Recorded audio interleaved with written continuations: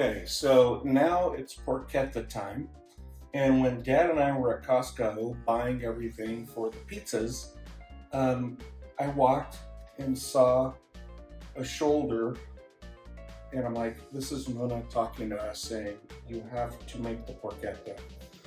So typically the porchetta that I cook is more than twice the size, a minimum of 20 pounds.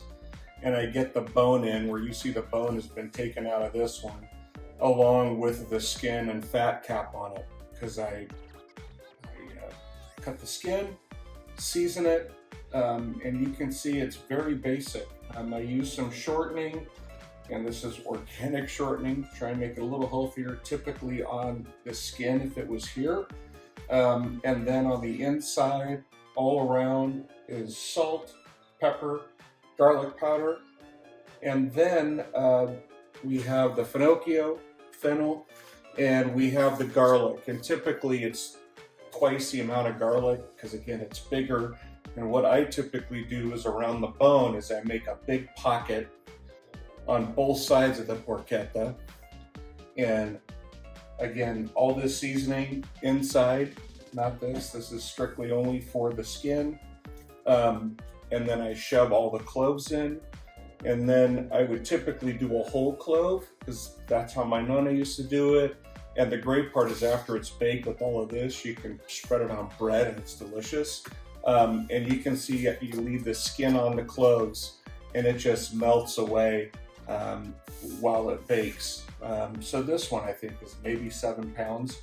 So because I don't have a fat cap, I would typically have requested that from a butcher shop. And of course the actual 20 to 25 pound shoulder, you have to get at a butcher shop in order ahead. But so to improvise, since there's no fat cap, I had bacon in the fridge.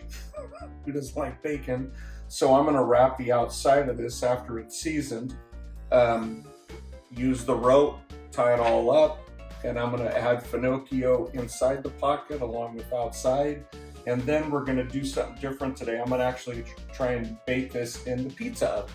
So we'll see how it goes. Okay, so you can see it's all been peppered, garlic powder, salt, inside and out. You can see I put as many garlic cloves inside. I kind of use the finocchio as a little barrier to keep them in, because again, this is not how we would typically do this. And I pre-ran the rope that we're gonna tie and tie. So next I'm just gonna again just improvise using some bacon, tie it up, and we're gonna cook the hell out of this thing. So I'm excited to see how it turns out. All right, so that's the finished product. Again, the bacon is wrapped around the pork.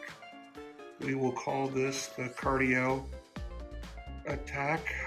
But it's gonna taste delicious. All right, now we got the porchetta in, and we're gonna come out and probably turn it quite a few times because it's hot in there, and we're gonna see how it does.